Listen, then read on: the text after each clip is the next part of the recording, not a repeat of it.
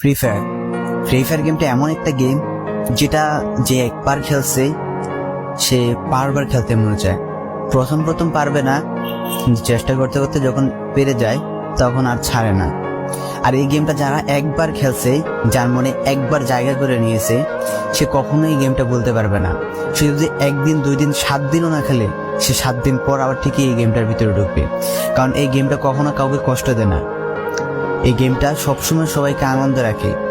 এই গেমটাতে আমি অনেক সময় কাটাইছি, আর এটা আমি কখনো ভুলতে পারবো না। এই গেমটা আমার কাছে এমন একটা গেম যেটা কিনা আমি বলে বোঝাতে পারবো না। অ্যান্ড এই গেমটা শুধু আমার কাছে না, আমি মনে করি যে প্রত্যেকটা ফ্রি ফায়ার প্লেয়ারের কাছে অনেকটা ইমোশনাল টাইপের একটা গেম হয়ে গেছে। কারণ এই গেমটাতে বর্তমানে যে অবস্থা হচ্ছে, যে গেমে এমন আপডেট দিতেছে, আপডেট দেওয়ার কারণে পুরো গেমটাই চেঞ্জ হয়ে যাচ্ছে। আগের ফ্রি ফায়ার আর আগের মতো নেই।